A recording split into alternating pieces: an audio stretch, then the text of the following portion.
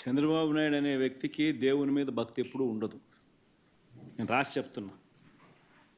చంద్రబాబు నాయుడు అనే వ్యక్తి దేవుడిని రాజకీయాల కోసం ఉపయోగించుకునే అత్యంత హేయమైన మనసు కలిగిన వ్యక్తి. ఆ మనిషికి ఎప్పుడూ భక్తి లేదు, భక్తి ఉండదు కూడా. అటువంటి వ్యక్తి తన హయాంలో ఏదైనా కానీ చెడు టీటీడీకి ఏదైనా జరిగే కార్యక్రమం జరిగి ఉన్నా అది ఒక్క ఆయన హయాంలో మాత్రమే జరగగలుగుతుంది. మిగతా ఎవరి హయాంలో జరగదు. ఎందుకంటే ఆయనకు దేవుడు అంటే భయము లేదు, దేవుడు అంటే భక్తి లేదు. ఆయన తిరుపతి తిరుమల దేవస్థానంలో నిజంగా మనం వచ్చిన తర్వాత, వైఎస్ఆర్సీపీ ప్రభుత్వం వచ్చిన తర్వాత ఎన్ని విప్లవాత్మక మార్పులు ఇంకా తీసుకొచ్చాం. అక్కడ ఉన్న ల్యాబ్స్ని ఇంకా మనం స్ట్రెంథన్ చేసాం. CFTRI central food technology research ఇన్స్టిట్యూట్కు చెందిన వాళ్ళతో అనుసంధానమైనారు టీటీడీ వాళ్ళు. అక్కడ ఇంకా ల్యాబ్స్ను మెరుగుదిద్దినారు. అక్కడ నుంచి సీనియర్ ఉద్యోగుల్ని కూడా రిక్రూట్ కూడా పెట్టుకున్నారు. ఇంకా అక్కడ ప్రతి అడుగులోనూ కూడా టీటీడీ బోర్డు అనేది నిజంగా ఒక విశిష్టమైన బోర్డు. టీటీడీ బోర్డు అన్నది నాకు క్యాబినెట్ కూర్పు చేయడం ఈజీ, టీటీడీ బోర్డు కూర్పు చేయడం ఇంకా కష్టం. నిజంగా అంత కష్టమైన కార్యక్రమం. ఎందుకనంటే టీటీడీ బోర్డుకు రికమెండేషన్స్ ఒక్కరి దగ్గర నుంచి రావు. కేంద్ర మంత్రుల దగ్గర నుంచి చుట్టుపక్కల రాష్ట్రాల ముఖ్యమంత్రుల వరకు, చుట్టుపక్కల రాష్ట్రంలో ఉన్న ప్రతిపక్ష పార్టీలు సైతం టీటీడీ బోర్డు మెంబర్షిప్ కోసం అడుగుతారు, ఫోన్ చేస్తారు, రిక్వెస్ట్ చేస్తారు.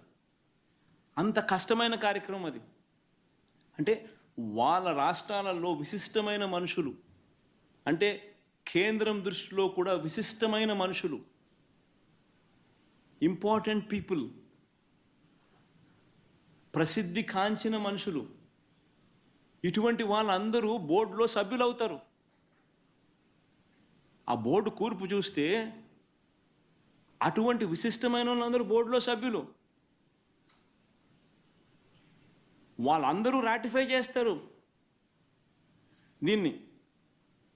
ఈ టెండర్ల ప్రక్రియను రాటిఫై చేసేది board. Government of Andhra Pradesh does not get involved in TTD matters. It's an autonomous body. The board takes decisions. ఇటువంటి ప్రసిద్ధిగాంచిన మనుషులు ఉన్న board, they ratify these decisions.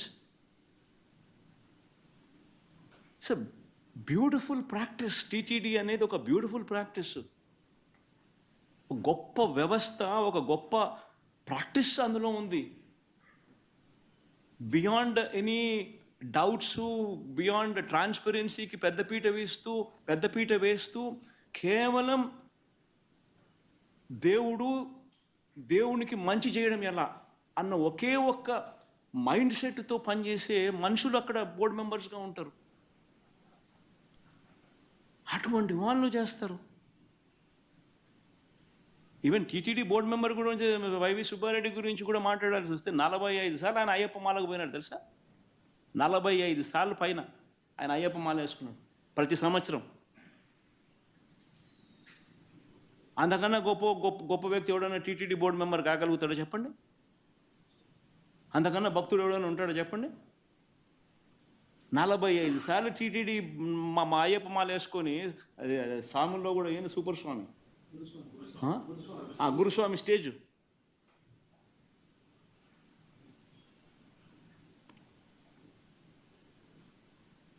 Karunakar Reddy కూడా ఈక్వలీ రెప్యూటెడ్ మ్యాన్. అంటే మనం ఏం మాట్లాడుతూ ఉన్నాం, ఏం చేస్తూ ఉన్నాం? మన ఇన్స్టిట్యూట్స్ను మనమే తగ్గించుకుంటా ఉన్నాం. మనమంతకు మనమే వక్రభాష్యం తీస్తూ ఉన్నాం. మనమంతకు మనమే మన ఇన్స్టిట్యూట్స్ను, మన స్వామిని, మన దేవుణ్ణి తగ్గించుకుంటా ఉన్నాం. బయట ప్రపంచానికి రాంగ్ మెసేజ్ మనం పంపిస్తూ ఉన్నాం. ఇంత గొప్ప ప్రాక్టీసెస్ ఉన్నాయనే దానికి చెప్పుకోలేక, ఉన్నది చెప్పుకోవడం ఇష్టం లేక కేవలం బురదయ్యాలన్న ఆలోచనతో దుర్బుద్ధితో మనం ఏం చేస్తూ ఉన్నాం? ఒక్క చంద్రబాబు నాయుడు మాత్రమే చేయగలుగుతాడు ఇట్లాంటి కార్యక్రమాలు. అది ఆంధ్ర రాష్ట్రం చేసుకున్న దౌర్భాగ్యం. నిజంగా టీటీడీలో వైఎస్ఆర్సీపీ వచ్చిన తర్వాత జరిగిన అనేక మంచి కార్యక్రమాలు, ఒకటి కాదు రెండు కాదు, అనేక మంచి కార్యక్రమాలు జరిగాయి. వైఎస్ఆర్సీపీ ప్రభుత్వం వచ్చిన తర్వాతే నవనీత సేవ మొదలుపెట్టాం. దీనికోసం స్వచ్ఛమైన ఈ నవనీత సేవ మొదలైంది. దీనికోసం స్వచ్ఛమైన నెయ్యి తయారీకి కొండ మీద ప్రత్యేక గోశాలను కూడా పెట్టాం. శ్రీవారి ఆలయంలో అర్చకుల జీతాలు రెట్టింపు చేశాం.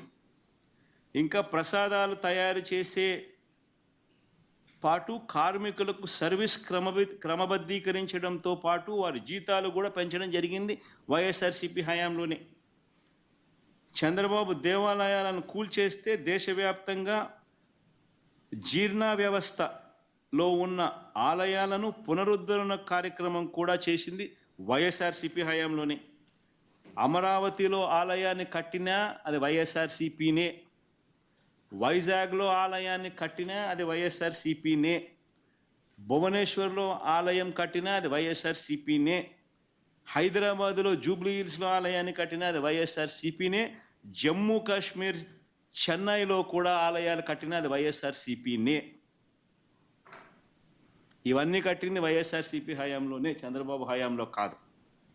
చివరికి అమెరికాలో కూడా ఆలయ నిర్మాణానికి మా హయాంలోనే టీటీడీ సహకరించింది.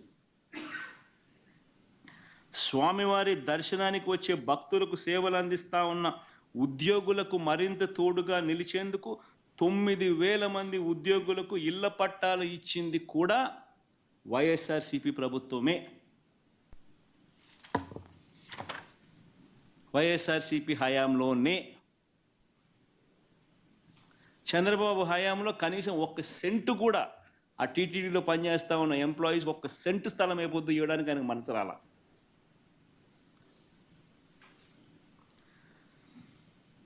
మఠాధిపతులందరితో